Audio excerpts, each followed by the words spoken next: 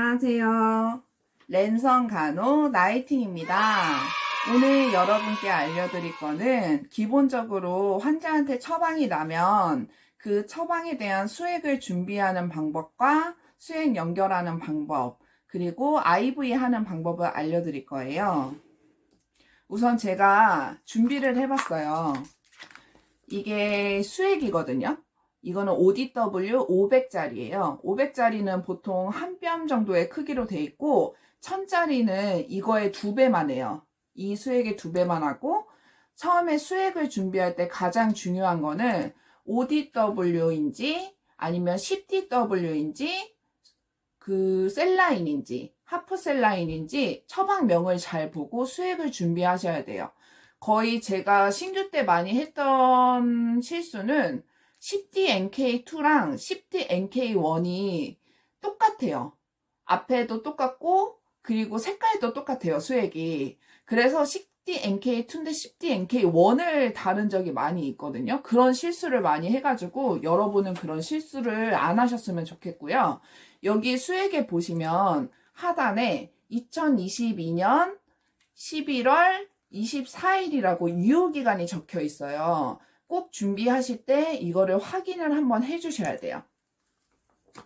수액 세트는 거의 2가지를 쓰는데요. 병원마다 회사도 다르고 그리고 그 수액 이름도 다르고 색깔도 달라요. 되게 많은 수액 세트가 있거든요. 여기 보면은 이거는 인퓨전 세트라고 해가지고 수액하고 바로 연결되는 세트입니다. 이거는 이따 까가지고 제가 보여드릴 거고요. 이거는 익스텐전 플러스라고 해서 익스텐전 라인이라고 해요. 그래서 이거는 어떨 때 사용하냐면 이 수액에 수액 챔버를 연결을 해서 익스텐전 라인을 연결을 한 다음에 환자한테 주입을 하는 거예요. 익스텐전 라인의 효과는 뭐냐면 라인을 길게 해가지고 이제 환자분이 움직이실 때 디스커넥 되지 않게 하는 용도로 쓰고 있는 거거든요. 그리고 그 다음에 보실 거는 이거는 10cc 시린지고 이거는 3cc 시린지예요. 거의 이런 작은 앰플을 슈팅할 때는 3cc 시린지를 쓰고요. 그 다음에 플러싱용으로 셀라인을 재가지고 그 앰플을 슈팅할 때 10cc 시린지를 씁니다. 그리고 이거는 환자한테 IV를 할 때 쓰는 NGO예요. NGO 카테터 플러스라고 여기 뒤에 적혀 있거든요. NGO 카테터 플러스.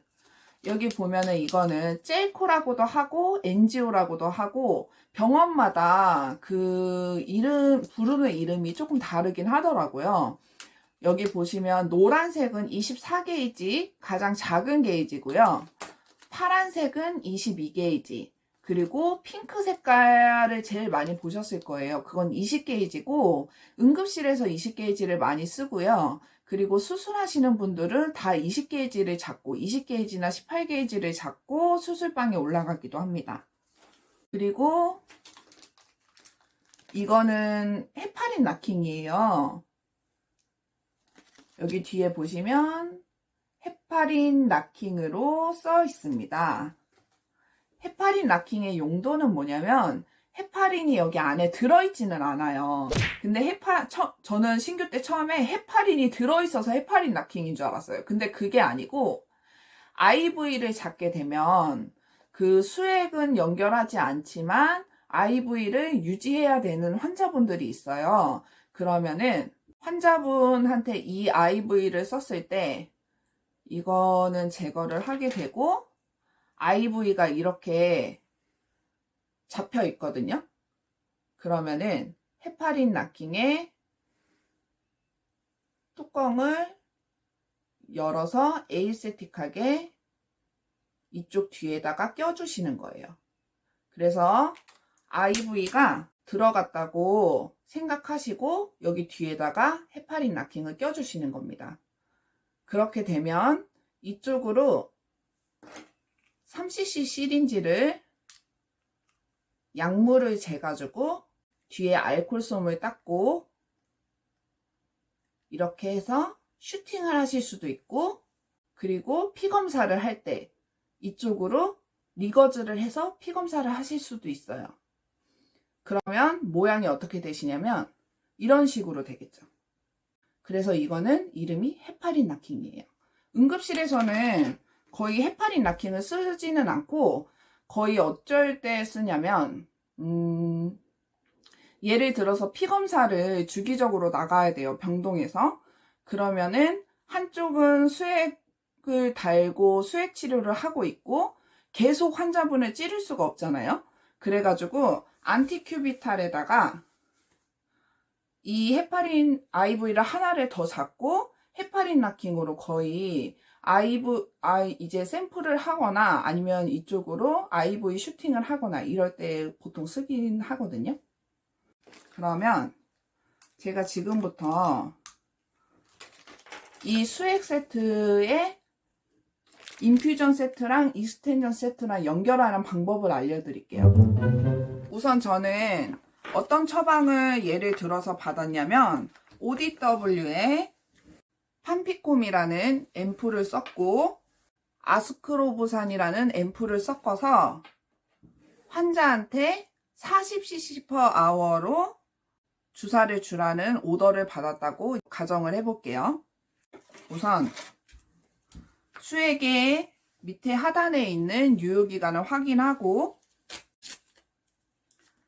알콜솜을 하나 따서 여기 보면은 앰플은 뚜껑에 액이 있을 수 있어요. 주사약이. 그래서 이렇게 탁탁 털어주시고요. 여기 앰플도 소독솜으로 이렇게 닦아주셔야 돼요. 그 다음에 여기 보시면 하얀 색깔 점 있죠? 이 점을 엄지손가락과 두 번째 손가락으로 잡아서 똑딱 따주시는 거예요. 그리고 다른 알콜솜을 꺼내서 이 아스크로부산도 마찬가지로 알콜솜으로 닦고 여기 파란색 부분 있죠? 똑딱 이렇게 따주시는 거예요. 그리고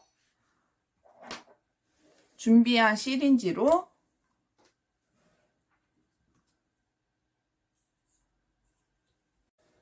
45도 각도로 해서 주사약이 새지 않게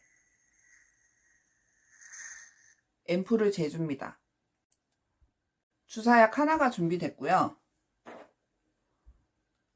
다른 주사기로 다른 앰플을 금 수액에 들어갈 2가지 주사가 준비되었어요. 그리고 여기다가 이제 라벨이 있겠죠? 그러면 ODW 500짜리 라벨과 아스크로부산과 그리고 판피콤이라는 이제 라벨이 있을 거예요. 그럼 수액에 이렇게 붙여주는 거예요. 이 수액에는 2가지 주사액이 섞여 있다는 걸 보여주는 겁니다.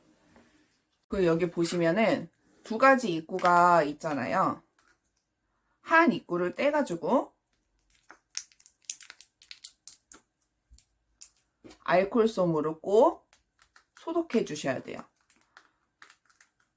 거의 지금 현재 일하시는 선생님들 중에서도 여기 부분을 이거를 떼면은 여기는 오염된 부분이 아니라고 생각하고 알콜솜으로 안 닦으시는 분들이 많으세요. 꼭 닦아주셔야 돼요, 이 입구를.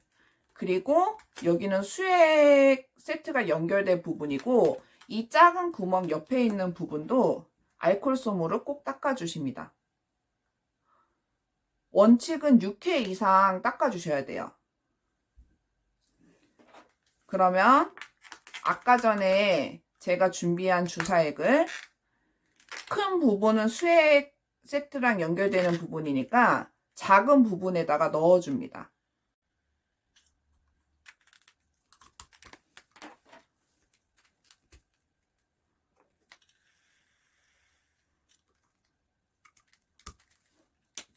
그러면 이런 수액이 완성이 됐고요. 제가 아까 말씀드린 이 인퓨전 세트라는 게 수액 챔버가 있는 세트예요.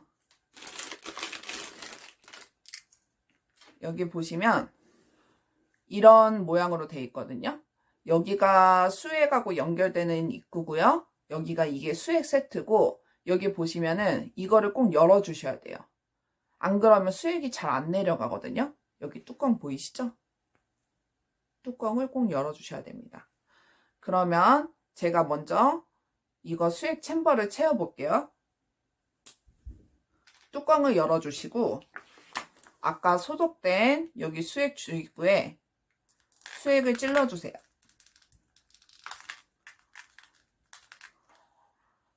그 다음에 저는 여기를 이렇게 꺾거든요. 왜냐면 수액 세트 챔버를 다 채워주셔야 돼요. 먼저 채워주시고 수액을 흘려주셔야 되기 때문에 이렇게 꺾어서 한 번, 두 번, 세 번 정도 이렇게 누르면 여기 선이 있어요. 선까지 수액을 꼭 채워주셔야 돼요. 그리고 여기 보시면 수액 주입 속도를 조절하는 거거든요. 저 같은 경우는 위에까지 올려서 여기를 꼭 잠가줍니다. 그래서 아까 수액 세트를 채웠잖아요. 그러면 지금 여기까지 수액이 내려와 있죠? 그러면 수액 챔버를 위로 올리면 여는 거고 밑으로 내리면은 수액 챔버를 잠그는 거예요. 위로 올려줘서 수액을 통과시킵니다.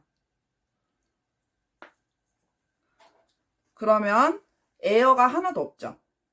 에어 없이 여기까지 수액이 다 내려왔어요.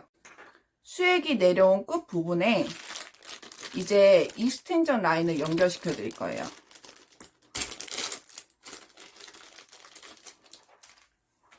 여기도 에이스테틱하게 뚜껑을 열어서 중간에 이렇게 꼭 껴줄 겁니다. 그 다음에 다시 수액을 쭉 통과시켜 줄 거예요. 그러면 여기 밑에 뚜껑이 또 있거든요. 이거는 뚜껑을 여시면 안 돼요. 환자한테 컨넥할 때 그때 그 직전에 여셔야 돼요. 제가 여러분들에게 보여드리려고 수액 통과되는 거를 보여드리려고 지금 인퓨전 라인이랑 익스텐전 라인을 따로따로 이제 분리해서 이제 커넥을 시켰는데, 워낙에는 인퓨전 세트에 그 익스텐전 라인을 먼저 연결하고 수액 챔버를 채운 다음에 플러싱을 하셔도 돼요. 그러면 지금 처방난 수액 하나가 완성됐습니다. 여러분, 오늘은 이렇게 수액 세트 만드는 방법을 제가 알려드렸고요. 처방을 잘 보고 유효기간을 잘 보고 그 다음에 에어가 안 들어가게 에이스테틱하게 수액을 준비해 주시면 됩니다.